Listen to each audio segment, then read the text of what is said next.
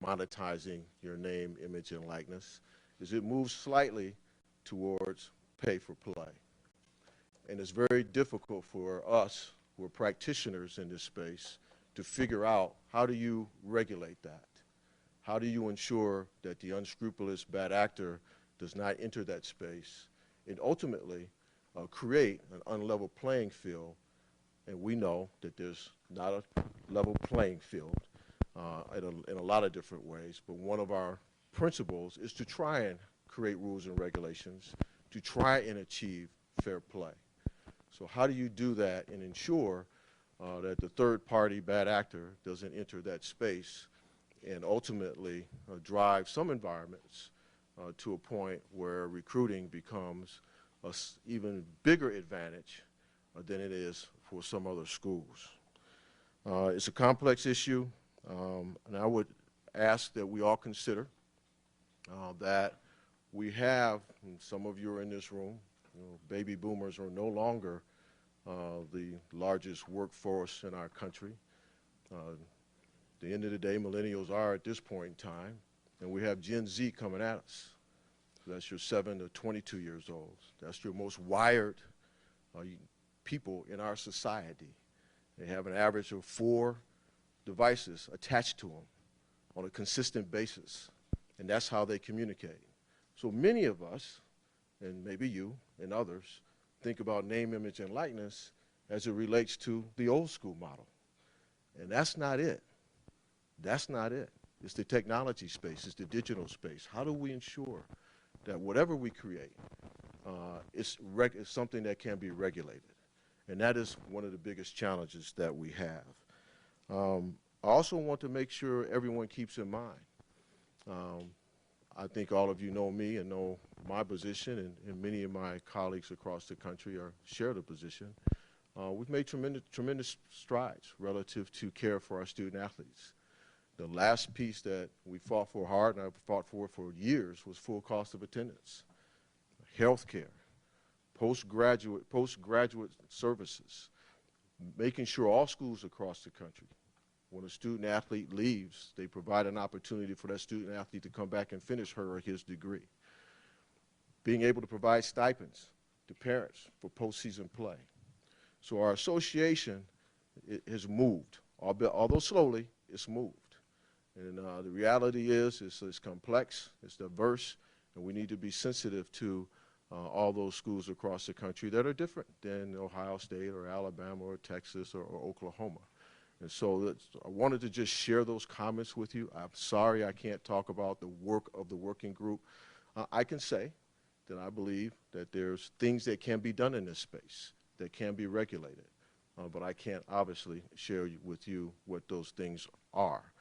So we'll continue to work hard, have a report in October, and then the membership will have an opportunity to develop whatever model that exists. The NCAA is an organization that has taken a long time to try and modernize itself. I think over the last 5 to 8 years, improvements have been made in that space to become more modern. Creating this group is an example of that. But we can't have a situation where we have schools and or states with different rules for an organization that's going to compete together. It can't happen. It's not reality. And so if that happens, then what we need is federal help to try and make sure that we create rules and regulations for all of our membership that are consistent. And if that doesn't happen, then we're looking at a whole new model, and that is reality. If there's no federal engagement in this process, as Anthony Gonzalez has talked about, at the end of the day, there's a whole new model, and your jobs will change. It's a whole new model. So I just wanted to share those things with you. I might be able to answer a couple questions before Ryan comes up. So, if it is regulated and if it is on a national scale, are you in favor of athletes being able to profit off their likeness and image? I wish I could say my answer to that, but I can't, Doug. I got to be fair to my committee members. and to my association. But that, and as you just mentioned, Anthony, you liked to tweet about Anthony Gonzalez earlier. You believe strongly that whatever happens, it needs to be on a national, Yes. federal issue, that it's not piecemeal. That's exactly right. That's exactly right. I wish I could talk about my feelings, but I can't. I want to represent my teammates on the working group. I think one of the big issues here, that people are talking about, and I think I'm getting it from you, is competitive balance. Right. When it comes to this stuff, Ohio State has enjoyed a competitive advantage, I think, in a lot of different areas in recruiting, Right. and obviously there's not a lot of places competing at this level every year in the country. How would Right. that impact, in your mind, Ohio State's ability to maintain what it is today? Well, if we were under the SB 206, I would call it upon all or 550,000 Buckeye alums across this country. You guys all pull up Cameo. You guys familiar with Cameo? Anybody? Let's pull up Cameo. Let's say Jerry Emick is my star linebacker, and he's on Cameo. What is it, like $150, $200 or something like that for him to do a shout out to your best friend? All 550,000 Buckeyes across this country, you need to make sure you hook up with Jerry and do a Cameo and pay him $150. That's the world we be living in. That's the world we be living in. And you don't So, want that. no, I don't want that. How do you regulate that? And then to Ari's question, that creates an unbelievable competitive advantage for us who have the capacity to do that. Other places won't. So you have to think about, and then that is unregulated because it's wide open. It's unregulated. You don't need to regulate it. So it's wide open. So I just think we need to think those things through.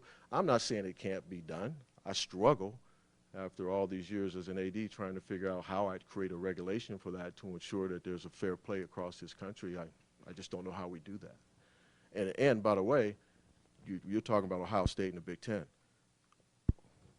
Think broader. Just think about other conferences. Schools that already have a competitive advantage just continue to have it. Yeah, at a bigger level. At a bigger level. We got time for just a couple more. Yeah. We'll go Rob and then Edward from ESPN. Rob. To the left. You talked about a concern for the bad actors, the people who are going to get in the way, but there's this other side, and where you stand on this, or where you think it'll go in terms of out of the shadows into the light. By shedding light on this, you get rid of the black market, as it were. Right. Is that a fair? Yeah, that's true. And with the 206 bill, yeah, you're exactly right. I mean, there's no bad actor. With the 206 bill, it's wide open endorsements. So there's pop-up ads that are unregulated. There's wide open industries that are unregulated. Student athletes, we're a Coke school. Student athletes could do Pepsi. We're a Nike school. Student athletes could do Adidas. It's wide open, and so that has no regulations and no restrictions or no best practices. It's got that's a scary movie. Worse than the bad actor, the booster who. Well, in that space, there is no bad actor because the bad actor is already allowed to be in that space as a good actor. In that space, there's no bad actor. So the reality is I can't regulate that. So, if the 5 or 6 of you were doing something and one of you is trying to make sure you monetize for yourself, I can't enter that space because I don't have to regulate that. So the bad actor just enters and we don't even know who they are. So because I don't have to regulate it anymore. That's what that bill does. Speculating.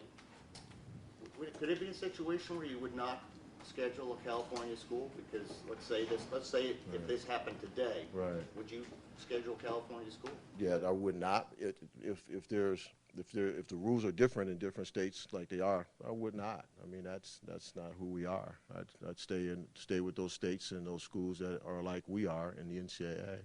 So I wouldn't.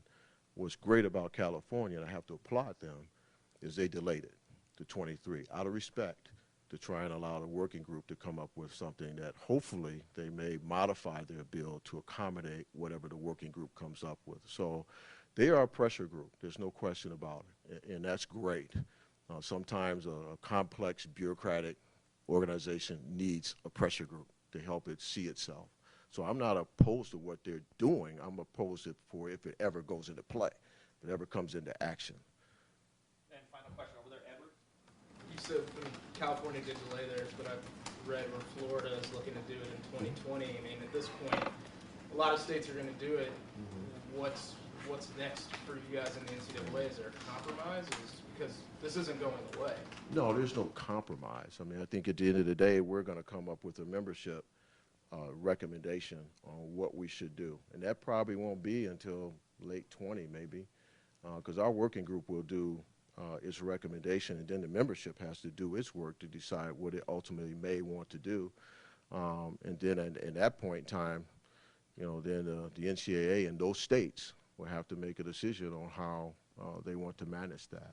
So, and actually the conferences, you know, Florida's 20, then the Florida schools will have that advantage where their student athletes can just open free market name, image, and likeness, but then they have to play schools in their conference that don't have that opportunity, unless those states come up with a similar piece of legislation. So I can't give you the answer to your question. It's one of those that at the end of the day, when it's in front of you, you have to figure out how to deal with it. Does that make sense? And going back to Ari's question, you talked about a competitive advantage. I mean, if this is on a national scale, I don't think anything really changes. I mean, the rich are only going to get richer regardless of if the system. But your richer will be different. Your richer will be different. Well, some schools will have the capacity to do more in name, image, and likeness than some of the schools who do well. I can't give you examples because that would be disparagement of those institutions, and that's not right for me to do. But if you just think of it from a business point of view, imagine you're the athletic director at Ohio State with this massive resources and massive alumni base, and then you just create a list of your next 60 schools. And then you try and figure out from a business point of view, where do you want to be? Because at that point in time, it's pure business. So you can figure that out, or you can figure that out if you went through the exercise and say, okay, if we had the ability to make sure that we're recruiting at the highest level as a result of this, how do we create a model where our athletes make the most? How many Fortune 500 companies? How big is the town? What's the connections with national corporations? Just think of it from a business point of view. You'll get there. Hey, wait a minute. What are you doing? Do you work? Yeah. Is he like just freelancing? Super popular podcast. By the way, I claim it. new policy. Anybody that's not working, they got to pay to get in this room. Yeah. Okay, he's got to buy a ticket. Gene, this is business right here. Oh, is that his business? business. So, I am wait a minute. Wait, my NIL has a price. But I have a good question for To you. Everybody has seen Look, I this see how he coming. dodged me. Everybody's seen this coming for a while. Has the NCAA dragged its feet on coming up with the, quote, no whole question. new model? No, no I mean, where do question, Tim. you know, I'm sorry I wasn't That's- more forceful on that. You know, the NCAA has taken a long time to modernize. Cost of attendance took longer than it should have took. Paying postseason stipends for championships took longer than it took. We wanted to do this or talk about it a long time ago, but we had lawsuits hanging over our heads. So, yeah, you're exactly right. It's a large bureaucratic organization. Very much happy to be a part of it because there's a lot of good. There's no better time to be a student athlete than today. All you guys do is do the math. If you're a full ride scholarship, cost of attendance, and you happen to be on Pell, do the math on a monthly basis what you're netting. And I had $10 of laundry money. So at the end of the day, this is the best time to be a student athlete, even though there's more things we could do as we move forward. So I got to go. Thank you very much.